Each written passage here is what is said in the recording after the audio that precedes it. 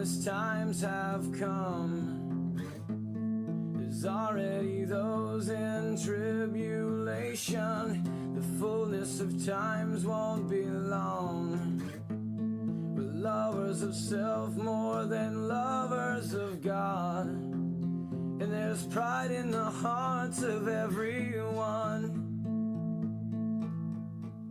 We need to repent, turn from our ways, and overcome as He overcame. And if we're possibly lukewarm, then we have been forewarned.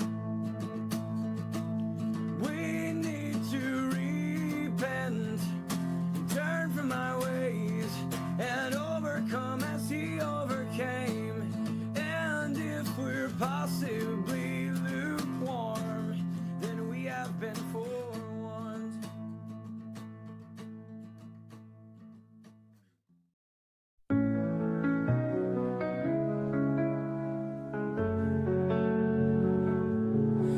Oh Lord, we gather here today to lift our voices and hands in praise.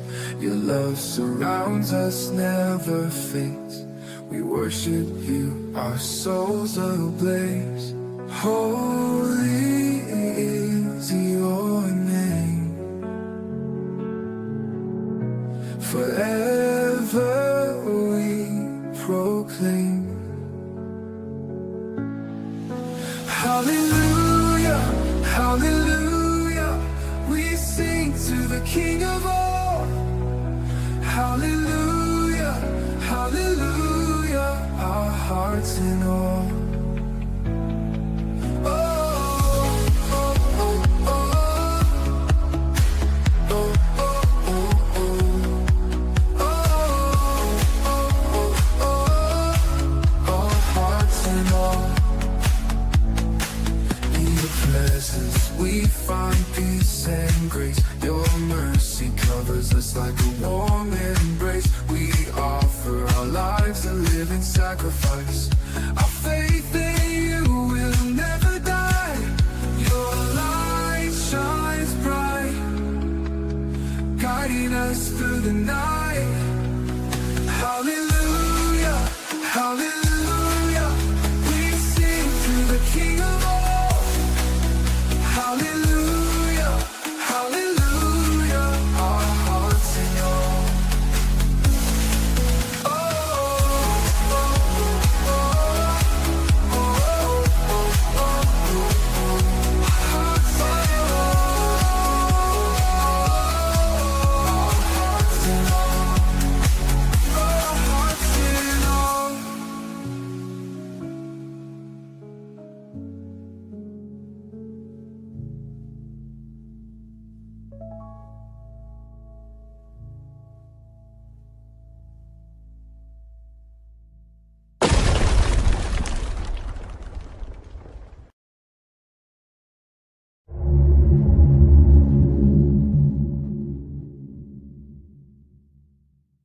Yeah, and if there's goodness in our lives, it's because of Jesus.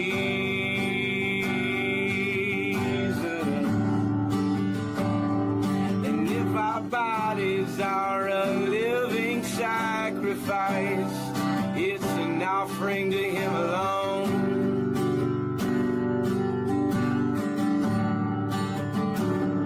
Oh, I have failed Him, and you have failed too. But He is perfect, spotless, and brighter than the sun. We may be scattered, we may be torn, but our God is one.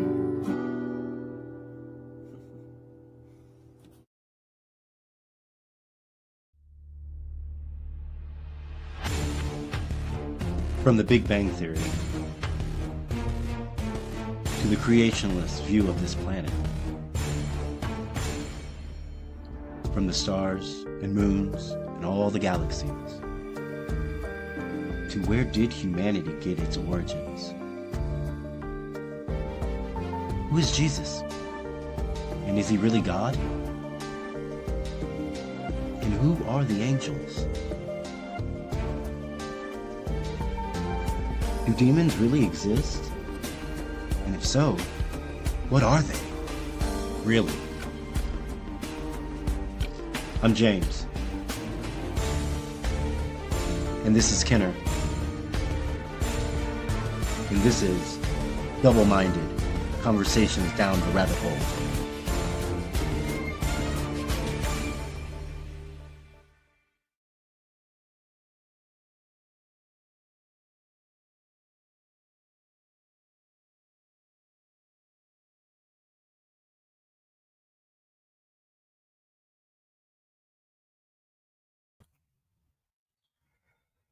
Good afternoon, evening, morning, whenever you're watching this. Welcome back to Double-Minded Conversations Down the Rabbit Hole.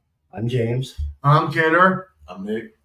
And all three of us, we welcome you back. It's been a couple of weeks since we last did a live stream.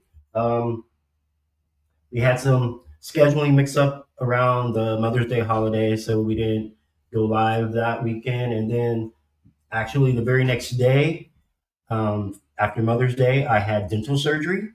And following that week, I just didn't feel up to, doing the live stream. You can probably still tell. So it's James's fault. Is what he's basically saying. you can probably still tell that, I'm speaking a little bit funny, maybe. Sounds great. Well, thank you. But I feel like I sound like I got cotton in my mouth for one. But I'm praying to God that I have a quick and speedy recovery, and I get my speech back the way that I like speaking, because this way I have to admit kind of sucks right now. So You sound fine, James. well, thank you. Good to have you back. So the last time that we did go live, we started the Dead Sea Scrolls, and we were talking about the Essenes, which is a Jewish sect that lived out in the deserts of Qumran and are ascribed to writing the scrolls. So I believe you had something that you before we do a little brief recap, I want to do a correction because I think it's really important to correct things that we find that are that weren't as accurate as we thought they were at the time.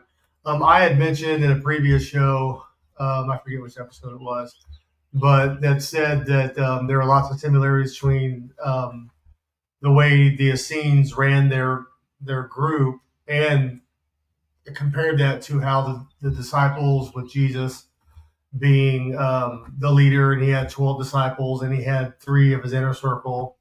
And the information that I was reading, I didn't do my due diligence, and it wasn't applied, although there are similarities, lots of similarities between the two. This one in particular only applies to the end times, because the Essenes were an apocalyptic group waiting for the end time to come. And at the end time, they were going to nominate a high priest and have 12 people under him that represented the 12 tribes of Judah. So it wasn't necessarily how they ran things from a day-to-day standpoint. It was more of an apocalyptic viewpoint. I just wanted to clear that up. But a brief recap, like James said, the Essenes were a group that were at odds with the Sadducees and Pharisees.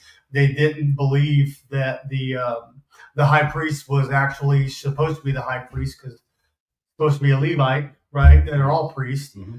And so they actually, I think it was Joachim, the Essenes actually had one of the descendants of Aaron as their high priest. Right? Yeah.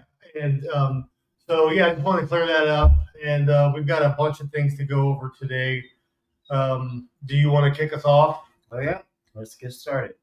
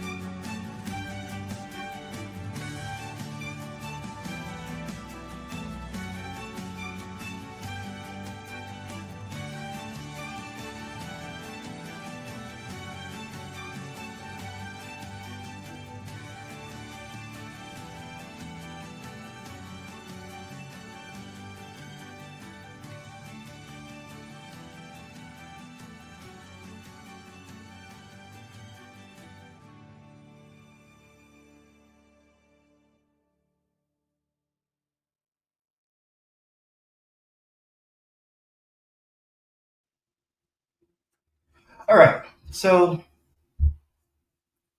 if you're heading out of Jerusalem eastward into the Judean desert, you're going to find the Dead Sea. Now, the Dead Sea is about 300 meters or about 1,312 feet below sea level. It's the lowest place on the surface of the earth. And what we're talking about as you're traveling through this Judean desert, it's actually about 43 kilometers from Jerusalem, and that's about 27 miles. So like you can easily do it. Like walking, I think it's about 7 hours walking. Maybe an hour driving from Jerusalem out into this spot. Um, the Dead Sea itself is 50 kilometers long. It's about 15 kilometers wide and about 400 meters in depth, and it covers about 605 square kilometers. Virtually all the water flows into it from the Jordan River from the north. In Hebrew, it's called the Sea of Salt, making it the world's saltiest body of water. It's 10 times more saltier than the sea. Water is about a third of it is salt and other minerals. And what I found so wild is that like you can sit there and, well, you can lay there and float without like sinking at all. You can sit there and read a book or a newspaper or whatnot, and you will never ever sink. That's how much salt and buoyancy this water has. The Dead Sea, over the years, has attracted visitors, actually thousands of years. It was one of the world's first health resorts for Herod the Great. Um, let's see, it supplies a variety of products like asphalt for Egyptian mummification, to potash, to fertilizers. Um, the salt minerals from the sea are also used in cosmetics and herbal sachets. What was that last one? Uh, the minerals, the salt from Sachets? sachets, like bags. Oh, gotcha. Okay. Yeah. Cool. I didn't know that. Yep. So it rarely rains, and the summer temps can reach about 45 degrees Celsius or 113 degrees Fahrenheit. So that's pretty hot, and that's in the summer. It's very harsh and inhospitable. Now, near the northwestern shore, Dead Sea, in the wilderness, is a hillside that is honeycombed with caves. And this is the site of the most exciting discovery of all time, at least in modern history. Absolutely. Because in it lies the treasure most valuable than all of the gold and wealth found in the ancient tombs of kings and pharaohs. And guess what? It happened by accident. So, picture Sicily, 1940. But really, picture it. 1947, Qumran. A Bedouin boy by the name of Mohammed the Wolf was minding his goats near the cliffs along the shores of this Dead Sea. Now, these goats are agile, they're able to climb great heights, and they're looking for like these sporadic green tufts of grass that grow in the springtime and like all over this desert region. So, one of his goats strayed away from the flock and he's searching for this goat and he comes across a cave in the cliffs that he's never noticed before, right?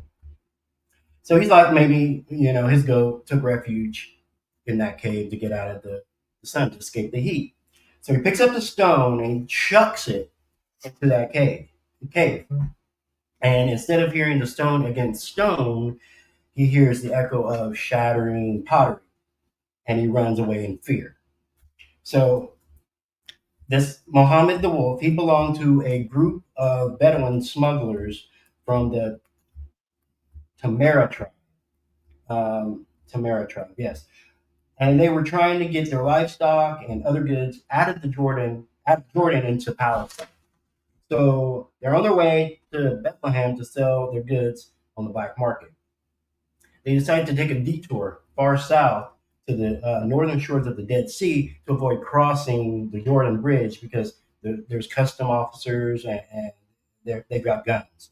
So they set up camp at Now, I'm going to butcher this name. It's called Ain Fashka. I believe that's how you pronounce it. Close enough. Ain Fashka. And it's a desert oasis near the ancient ruins at Qumran. Now, that night, in his family's tent, he tells his cousin about what happened near the cave. And the boys were intrigued, about what was in the cave. So the next morning, they got up, they went to the cave, they slipped through the narrow opening and dropped into the cave. So what did they find? Well, they found large dusty clay pots standing on the floor of the cave. So they, removed the lid. They were curious. They removed the lid, and they were actually disappointed to find the jars contained rolled up old leather pieces, and they were covered in strange writing, carefully wrapped in other cloth, and it's blackened by age. Um, Hoping to find the treasure of gold and silver, they actually found brittle old scrolls, and that wasn't very much used for anything, they thought. But of course, they did find treasure, right? They just didn't know. So the treasure that they found, we now know as the Dead Sea Scrolls. Mm-hmm. So what did they do? They scooped up the scrolls, they put them in their shirts, and they took them back to the camp. And thinking that they can get a little bit of money or whatnot for them, they wanted to take it back to Bethlehem. And over the next few weeks, the boys actually found like 4 more scrolls and a couple of unbroken jars. The scrolls hung from their tent poles in their Bedouin camp over the next few months, actually. And eventually, they took the scrolls and 2 jars to a shopkeeper friend in Bethlehem. His name was Kando. Um, at first, no one wanted the scrolls. I think an antiquities dealer even said that they were worthless. Everyone said them to be worthless. But Kando decided to buy 4 of the scrolls. He thought if nothing else, they could be used elsewhere, like leather for shoe repair. So the 3 remaining scrolls were sold to an antiquities dealer named Salahi. Now, Kando resold his 4 scrolls to Archbishop Samuel, and he was the head of the Syrian Orthodox monastery of St. Mark's in Jerusalem. So a Hebrew university professor by the name of Eleazar Stepanik heard about the scrolls and went to investigate the significance of them. Now, at this time it was extremely dangerous because the Arab-Jewish tensions were high as the modern state of Israel was emerging. Remember, this was back in 1947. But apparently, that didn't bother Stepanik. He was willing to risk anything and everything. So here's where it gets crazy. He goes to meet this antiquities dealer at the British divided military zone on the Jerusalem border. So the dealer holds up a fragment of leather for the professor to examine, and this is all through like barbed wire, actually.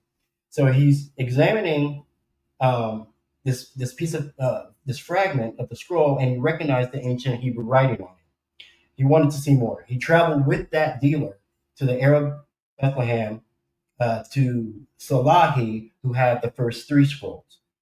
And of course, he was amazed and he purchased all 3 of them. And it was the first time the scrolls had been read in 2,000 years. Mm-hmm.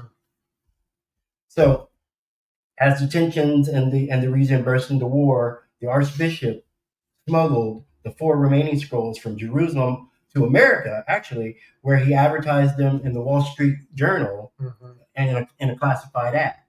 Well, in a weird, strange twist of fate, the professor's son, I can't pronounce that name, so I'll just say the professor's son, Sekunek, he was a war hero, an Israeli war hero. He bought all 4 of those scrolls. So the first 7 of the original scrolls were reunited again back in Israel.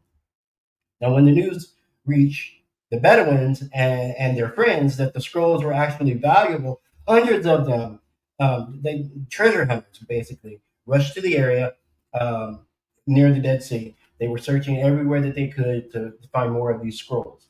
In about 10 new caves, they found remains of 9 500 scrolls. One cave alone, that's cave 4, had 500 scrolls hidden in it. And most of the scrolls, yes, have been broken into smaller little pieces, but altogether, 40,000. Not 4,000, not 400. 40,000 pieces came from cave 4 alone. Now, each one had to be bought by the Arab who found them, and it was bought at an average price of about $4 per square centimeter.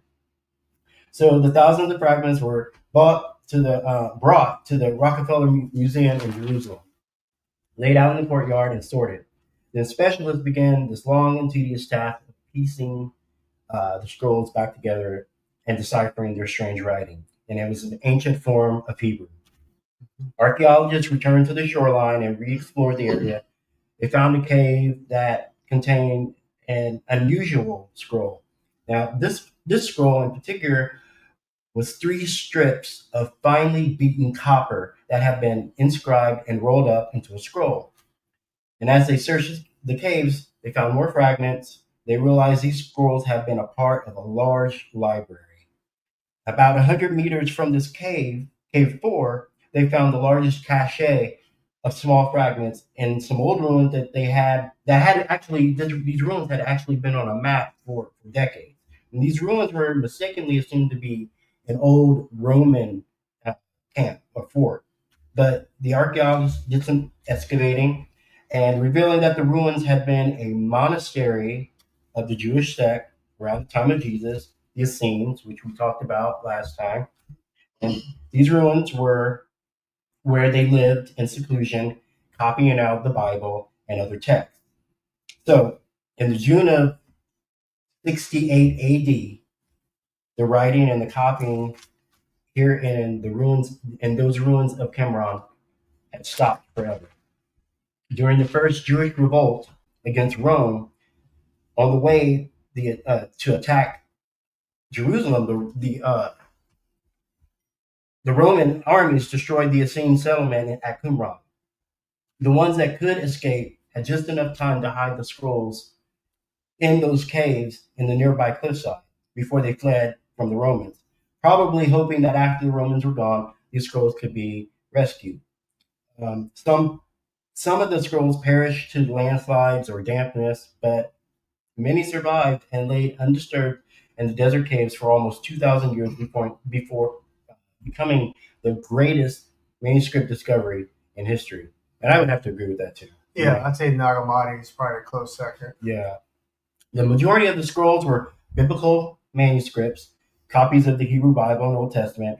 All of the books, except for the book of Esther, were found, and a whole Isaiah scroll. This is important because up until 1947, the oldest manuscript we had came from the 9th century. And if you think about the timeline, that's a long way off, right? But as the scrolls were studied and examined, they were confirmed to be written before or at the time of Jesus, making them 1,000 years older than any complete biblical manuscript in existence. Compared to the words of our Bible today, they were actually virtually identical. This means that we can know that our Bible today is virtually the same as it was when it came out of the hands of the prophets. This means we can trust the Bible to virtually say what it was written by the prophets to say. So, all in all, this is what they found. They found biblical text, pseudo-apocryphal text, and apocryphal text, and sectarian text. All books of the Old Testament, excluding Esther, like I said, an entire copy of the book of Isaiah, and that dates back to 125 BC, before Jesus. Apocryphal text, and the Apocrypha only means hidden, so these hidden texts that, if you don't know what the Apocrypha is, just do a quick Google search. It's basically hidden text that the Catholic Bible uses. The pseudo-apocryphal texts are basically 2 words. You got pseudo, which is fake or false, and apocryphal, which is inscription. So it's fake or false inscriptions, and these are texts that they were ascribed to a certain author, but that author didn't write them. The text is actually dated far after this person had died. And some examples are like the Odes of Solomon, the Book of Enoch, the Testament of Abraham. And there were also sectarian writings unique to this Essene community were found at Qumran. And we touched briefly about that last time. We're going to go into deeper detail on this one about some of these texts, but that includes their community rule, the Damascus document, and the Messianic rule. Now, I told you about that copper scroll, right? So that copper scroll is actually, this is the fun part, is actually a treasure map where apparently 61 hoards of gold, silver, and incense and things of the like are hidden in secret places and in the near the Dead Sea in Jerusalem, and hasn't been found. So, that's about 200 tons worth of gold, silver, incense, stuff like that. And it's worth over $1 billion. And it hasn't been found. So I would love to go over there and try to, find this treasure. Is there a significance of Isaiah being the only full copy of the text? I kind of think so. That's where I'm going with this. So we're going to get into some more conversation, but I just find it fascinating that of all that they found over the 900 scrolls, that the book of Isaiah is the only one that's complete and intact. So, and another thing that strikes me odd about this is that so these Essenes, they were copying the Bible and their text up until the fall of Jerusalem in 70 AD, and no one saw these scrolls in all that time into 1947 with the reemergence of the Israeli nation, of the Israel nation. And I find that very, very, very interesting. So that's pretty much that was an awesome introduction into the Dead Sea Scrolls.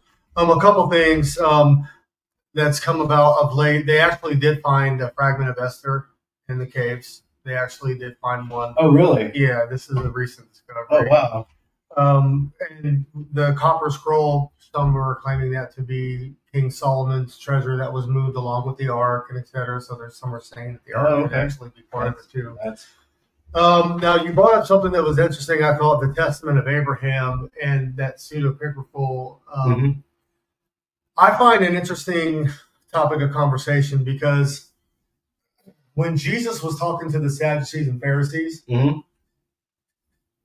he said, "Rejoice to see my day," that's nowhere in the Old Testament. But if you read the Testament of Abraham, Abraham actually rejoices, physically rejoices at the thought of becoming Messiah.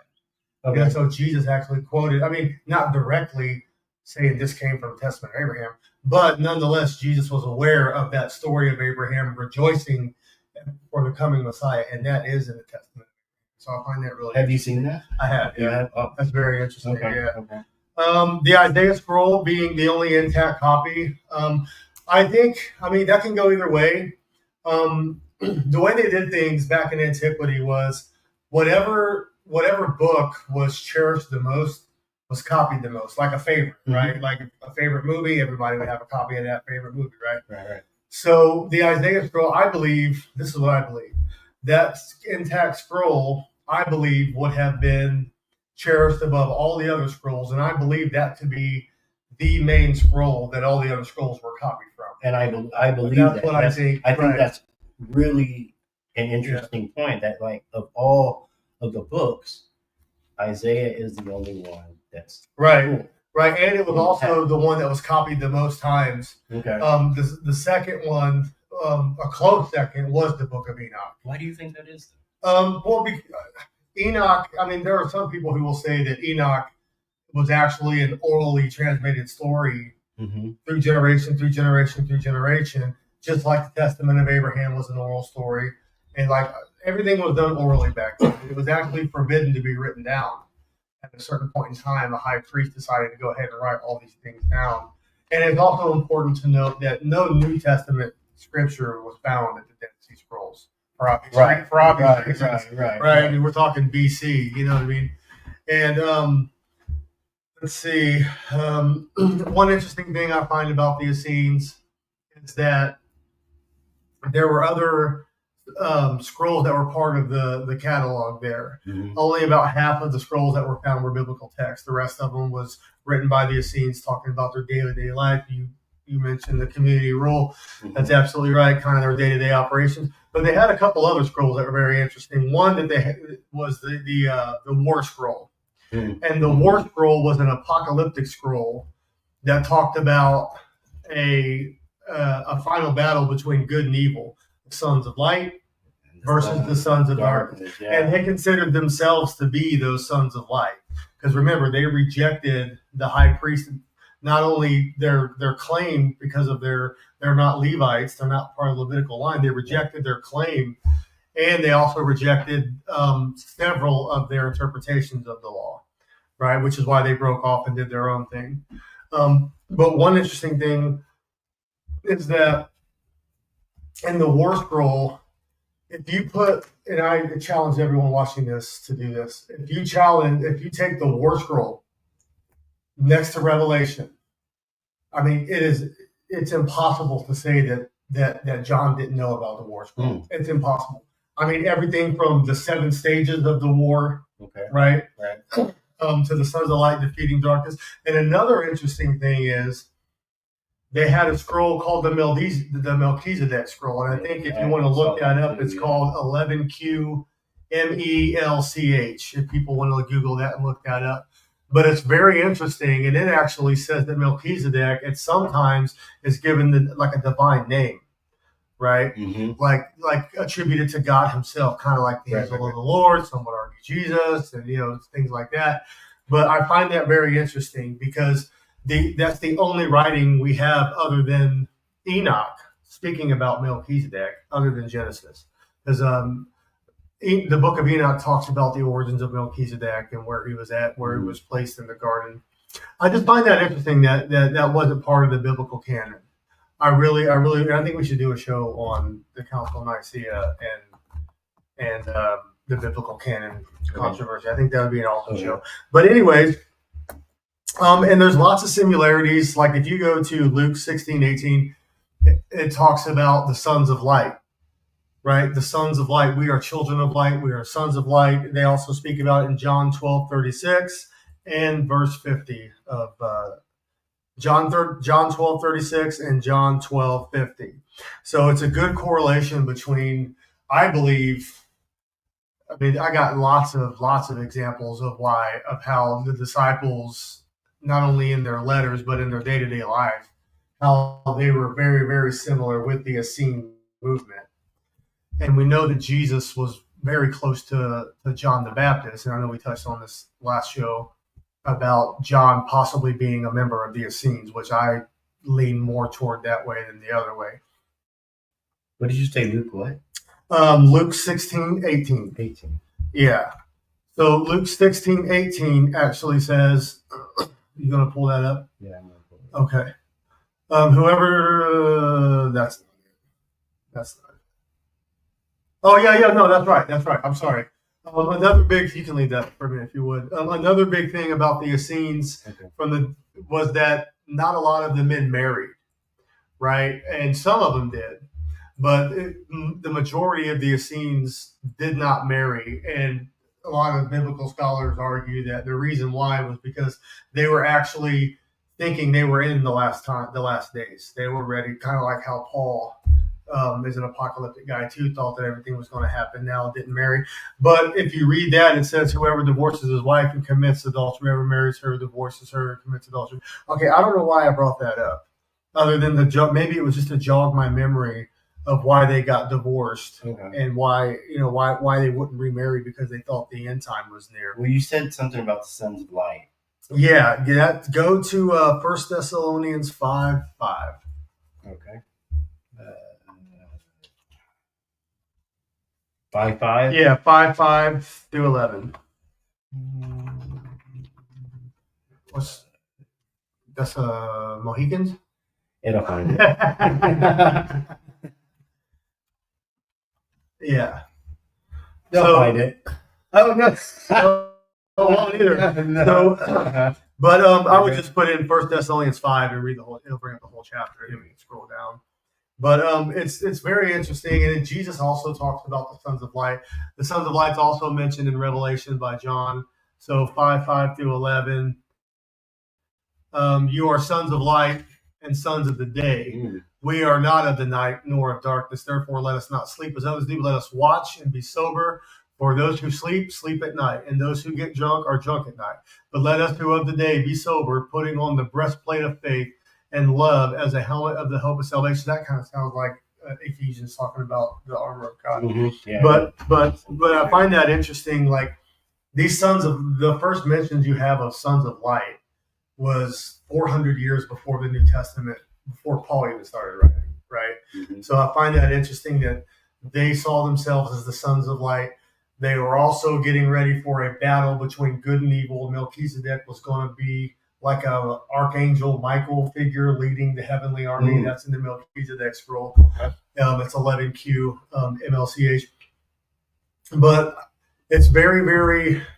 I mean, you'd be silly not to put the two side by side and be like, okay. So I'm not saying that John and all those guys who wrote their Gospels, Luke or anybody, I'm not saying that they had the Qumran documents in their hands, right? Or a copy of the Qumran documents. But nonetheless, that was of the oral tradition that was passed down through the generations. Everybody was aware of it. Mm-hmm. Everybody knew what the Sons of Light was, right? So, and to me, it just I would agree with that. Yeah. To me, it adds credence and it adds validity to the Essene movement, because if you really study the Essene documents, well, not so much the biblical documents, but the war scroll, the Melchizedek scroll, the community rule, if you really looked at who they were and what they believed, it's very similar to the Apostolic Fathers. Very similar. And Paul, absolutely. I mean, Paul screams Essenian movement to me. Right. Not married, traveling here to there, speaking the truth against, standing up against a man, so to speak. Right. And saying, you're wrong, you're wrong. So you got anything to add or any questions? Yeah, I mean, I think just from a macro level, kind of backing up just to the discovery of the scrolls themselves, I think it's awesome how, you hear people talk about like synchronicities, and I think it's absolutely fascinating and awesome that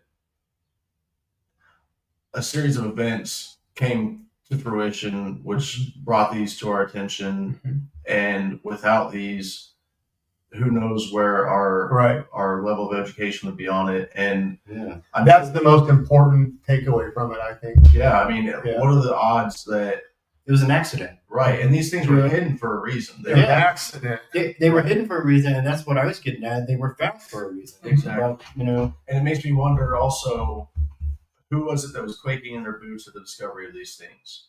Like there's obviously these things are controversial, and they are. Information is power.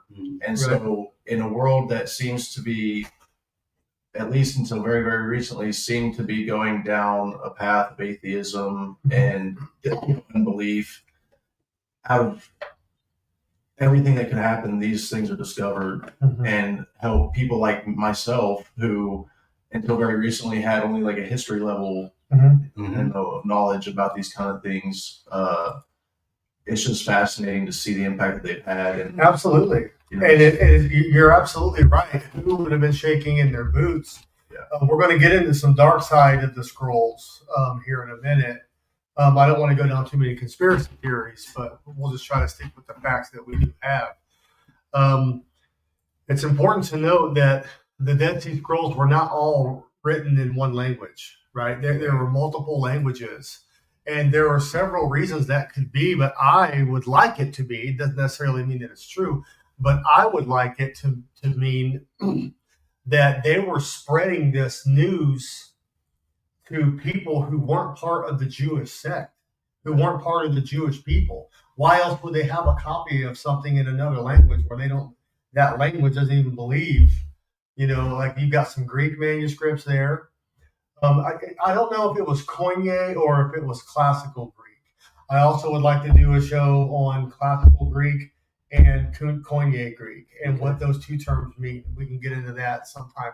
But back to who was quaking in their boots.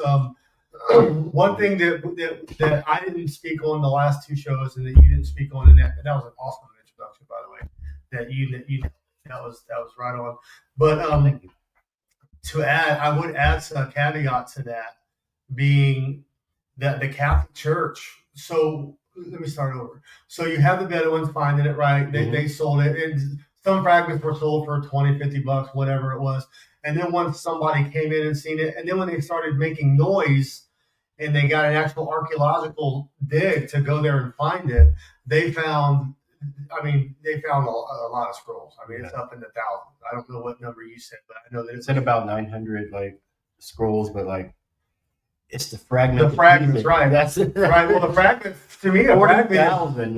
That's just as important as if you find a fragment of a scroll. Mm-hmm. To me, that's just the same as finding an intact scroll. Mm-hmm. Because if you've got Matthew, or if you've got let's just say Isaiah 53, a small little fragment of Isaiah 53 here. I mean, who cares if this is a whole scroll? I mean, which is awesome that it's a whole scroll. Yeah, right. But nonetheless, that little fragment came from somewhere. Yeah. And when they can read it and tell that this came from a copy of Isaiah. So to me, the fragments are just as important if you can label, if you can compare them. It's further vindication. 100%. Vindication 100% of the text being 100%. for the most part unaltered. Right. Mm-hmm. And there was a lot of conspiracy around this. And a lot of noise being made because it was right when Israel was going to be becoming a state, right? Very close to that. And then the Catholic Church gets involved. Okay. Well, the Catholic Church involvement kind of coincides with everything being shut down on the market from buying these things. In an indirect way. It's not a direct link, but it's an indirect link. And we can speculate on the correlation of the two. But nonetheless, whenever he put those in the Wall Street Journal to sell those, some people bought them up. Okay, some people bought them. And then they changed hands a few times. Then other people were flying in and buying them. But once Israel became a nation state, that all stopped. The prices plummeted because people were like, so I'm going to spend $1 million on this, and Israel stakes claim to this and says these are holy relics. Now they have to come back to Israel. They would legally have the right to go and take those documents back from the people who bought them. And that put a halt on everybody buying everything. And then that's crazy. Yeah, right. But then you throw in, because I believe that Israel knew that the Catholic Church was going to try to get their hands in on it. And sure enough, the majority of the scrolls, they were translated at the Vatican. They were in the Vatican archives. They were closed to the public for 40 years. I'm going to do some more research. Yeah, people couldn't get, and I implore everyone to do the research on this. A scientist, or an archaeologist, I forget the man's name, but he actually sued the Catholic Church because they weren't releasing these documents. And then the documents, the only Dead Sea Scrolls that we have, outside of the ones that were sold to other people in private collections that were later resurfaced and bought by universities, churches, etc. But the only ones that we have are the ones the Catholic Church said, oh, yeah, okay, here's all we have. You know what I mean? Here you go. Well, that's a tale as old as time in itself. Right. You see that happen a lot with Egyptian relics. Right. You see people like Zahi Hawass. Absolutely. Oh, yeah, dude. Controlling that the dude information. And, it also. They have a narrative. They have a narrative. They don't want to stray from because, further validation is not in their best interest. Right. Which I think that if anyone ever finds any writings dated back to the time of Jesus that are at odds with the Catholic Church, they will either be labeled as heresy or they will just be bought by the Catholic Church and thrown in a glove box or you put in a box somewhere. I mean, look at the Gnostic Gospel, right? I don't think that a lot of the Gnostic Gospels have a lot of validity to them, especially the Gospel of Thomas. We can do a show on that too if you'd like. But some of them are interesting. The ones that I find are interesting, the Catholic Church labeled them heresy, even though 90% of what they're saying is true, but it's the 10% that go against the Catholic Church, so they just say, oh, that's wrong. You know what I mean? They kind of throw it out. But for the Dead Sea Scrolls, I just think that, in a nutshell, it was a group of people. The Dead Sea Scrolls, the biblical side of them, all they are just ancient copies They're just of copies. the Hebrew Bible. Yeah. That's it. And it pushes it back, like you said, 1,000 years from the Septuagint. Right? So, in Isaiah is pretty much verbatim what it is today. That, of course, it would be right. Because that's the scroll that they would have been reading at the temple during the time of Jesus. So to me, it's not that big a deal that it would. To me, it's not that big a deal that it would be the same all the way up. What would be interesting to me is if we could find some ancient New Testament manuscripts, but we don't have that. We do have. We have the ones we have. Right. We have the ones that we have. We have the ones we have that's been translated into the Septuagint or into what would it have been? Not the Septuagint was Old Testament. What's the first put together of the New Testament? Would that be? Was Septuagint part of that? I thought Septuagint. They used it, didn't they? They used the Septuagint that to go into. I don't know that the Septuagint had any New Testament stuff in it at all. Actually, No, I think it was. You're right. I think you're right. I think it was only like the Old Testament Hebrew, the 5 books of Moses. into Greek. Yeah, and so, but in either way, I find it interesting that number one that they survived that long. Right. But it's very important to note that the Dead Sea Scrolls are actually eroding before people's eyes, even though they're being preserved and everything, because the number one killer of scrolls is, of course, damp air and light. And how fascinating is that? That they just, I don't know if they knew the properties of the area would be, conducive to preservation, or if it was just happenstance. Because that's what I'm saying. Also, when they open up like Egyptian tombs and things like that, things that are so old that as soon as the air hits them, they vaporize pretty much. Yeah. It's fascinating. And I think that's important to note too. We can go down a theological road. Obviously we're men of faith, but I do believe that they were found for a reason. Oh, and I do believe that God was with the Essenian movement, and I think that proves the validity of what they're saying. They were hidden as Israel was being destroyed, and then they were found. But hang on, Israel was about to be emerged as a state again. I will push back on that because that's the mainstream narrative. What you're talking about. But what I will say is that they were in Qumran hundreds of years before Jesus was there. You know what I mean? What I'm saying is the writing and the copying stopped. They hid them in those cliffs when the Romans were coming. Who hid them in the cliffs? The Essenes. Well, I think the Essenes just always had them there in the cliffs because that was their community. They lived there. Right. They could have had them in the, but they had in those ruins that I was talking about in my presentation. Those ruins is actually that was their library. That was where they were actually doing their right. And then that was 100 meters or so away from Cave 4. Sure. So when the Romans were coming, they took the ones that could escape, that weren't killed, the ones that could escape, they ran over to those caves and hid them in there. Yeah, that's a possibility. That's a possibility. But I would also say that there's a lot of evidence that points to that library always being there, always being stocked. They were always doing scribal stuff there hundreds of years before. Well, I'm not pushing back on that. Like that area, that the ruins, that was actually their area. That was their scriptorium. That was their community. That's where they lived. That's all of that. Some of them. That was that area there. Right. But the cliffs, that's where they actually.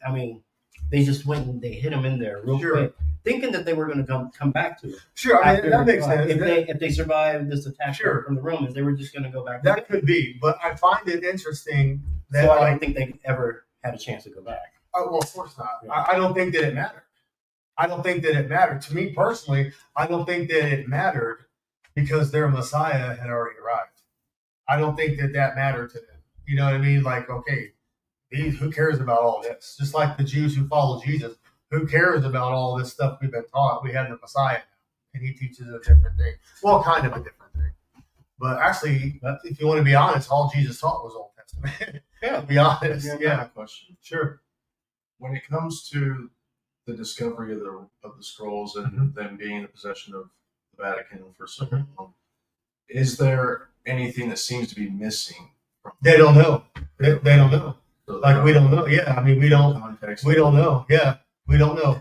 And I would like to. I'll probably do some research on this, and we can caveat toward this on another show, just briefly if you like. Yeah. But what I'm saying Because is, I'm going to do some more research. Okay. As well. But what I would like to find out is the Book of Enoch, right? The Book of Melchizedek, the War Scroll.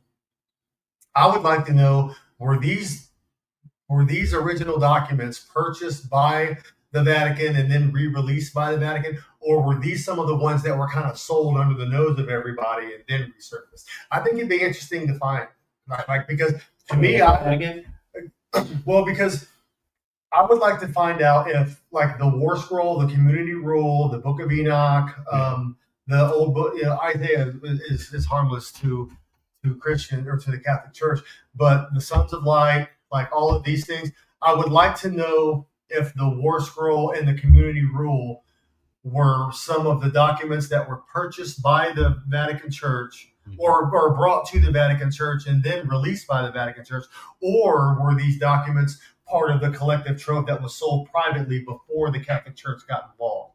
Because I think it'd be interesting to see if because the War Scroll puts a big dirty finger right in the Catholic Church, saying all these things that you're claiming to be you the originator of, these guys were saying this 300 years before Jesus was born. So I think that would be an interesting to kind of see how those things surface, how those things got brought to be. But as far as the Dead Sea Scrolls, my closing statements on it would be, it's awesome that we have that. It's like you said, it basically proves that the Old Testament has been preserved really well over the years.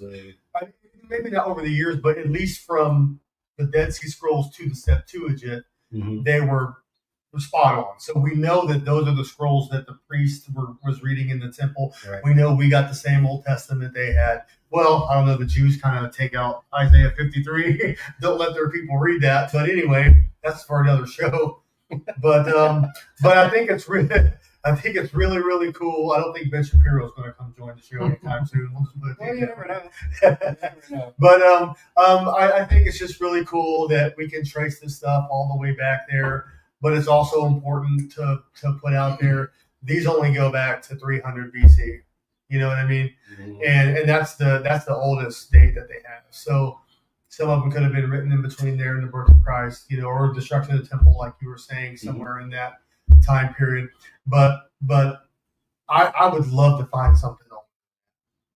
I would love to find, because if we have a common scroll that we can unroll that's that old, if it was done again on something else, we know that would survive, because skeptics and atheist biblical scholarship will tell, and rightfully so, if you're looking at it through an academic lens. I'm not going to rag on the academics, because we have belief, they don't.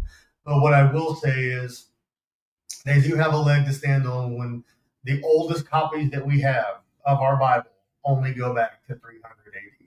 You know what I mean? Those are the oldest copies we have from the Dead Sea Scrolls. And we know that Abraham was, 2000 BC, Yeah, but okay. Yeah.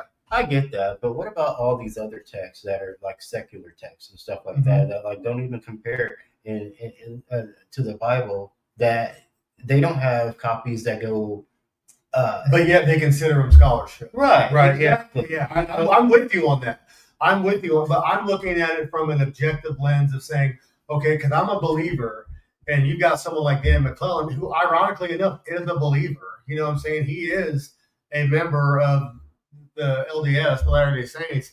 He does believe Jesus was the Messiah. You know what I mean? He's a Mormon. He does believe all of that. But I don't want to plug him too much. But anyways, I do watch a lot of his stuff, not because I believe in him, but because I try to wrap my head around, well, what could we put in front of you to make you believe that? You know what I mean? Even if you had something that could be somehow pinned back to the ark, like a copy of Enoch that's on tree bark or something done by Woody the Woodpecker or something. You know what I mean? Something like, even if we show them that, they would be like, oh yeah, well that's just proof that it was written back then. That doesn't mean it happened. You see what I'm saying? So they always have. I mean, they're always gonna move the goalposts. Right, 100%. Every single That's time. a good way to put it. You give them what they're asking for, and then they'll just ask for Right. something. Like, what would you believe? You know what I mean? I think John Lennox had a really good exchange with an atheist. I love John Lennox.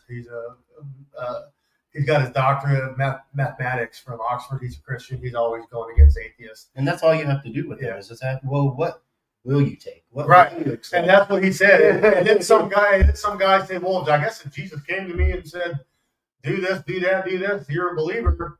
And then he responded back by saying, well, wouldn't you just say you were hallucinating? You know what I mean? So, Right. but because it paints them into a corner, because if we were talking about Church of Latter-day Saints briefly, look at John Smith. He claims that he had a revelation. Mm-hmm. The same way that John had a revelation. The same way that Peter's gospel came to him by revelation. And what Peter didn't have the disciples to learn from. Paul didn't have the disciples to learn from. That's why Paul's gospel is different from the 12 disciples. Mm-hmm. Paul's gospel was given to him from Jesus directly, Right. his revelation. And Paul actually calls it, my gospel was given to me by divine revelation. Anyone who teaches other than my gospel is teaching false doctrine, which is another show we could do, getting into how those guys were at odds with each other on certain things. On certain things. Well, Not a lot, but it was a lot. James the Elder, like, it was a him lot. and Paul, like, they had their little, And Peter. and Peter. I get it. But the only reason why they had a big schism, but the only reason why it all works now is because the disciples relented and gave Paul the leadership. They're like, okay, fine, we're going to do it your way. You know what I mean? Even though James was the leader of the church, which he's never mentioned hardly at all as the leader. But anyways, that's all I have, James. If you have anything you'd like to add, or No, I think this was a really, really good Yeah. 2-part series Sure. that we had. Sure. The Dead Sea Scrolls are actually like I said before, one of the greatest discoveries of all time, agree. and if not our modern history. So much was found, and yes, there's a lot. I'm saying so much was found and so little. I mean, we now can trust our Bible, and to a different degree than we've trusted it before. So, yeah. Hey, you have anything then?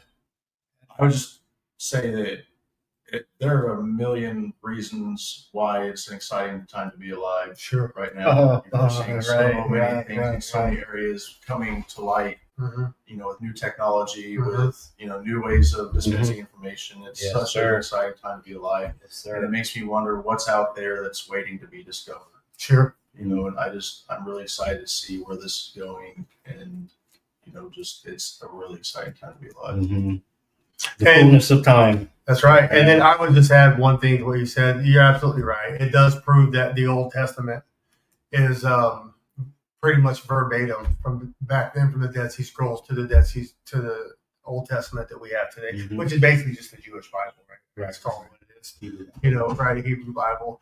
But Well, like you were saying about skeptics too, like so much of what we believe in is reliant on faith. Mhm. And we can have a lot of Mhm. documentation or archaeological sites that can be found that help prove our beliefs. Mhm. But at a certain point, it's about faith. That's right. You can't force anybody that's very good. to be faithful. if Right. they don't Very wanna good. be. Right. It's not proof that makes us believe. Right. Okay, it's faith. By faith Abraham was justified and was the father of nations. So with that, James, I'll kick it over to you to close. All And thank right. you guys very much. Thank you much. Make sure you like and subscribe to the channel. Share this stream. Share some of the other content found on the channel. And always remember, Jesus loves you. Thank you for joining us. God bless everyone. God bless.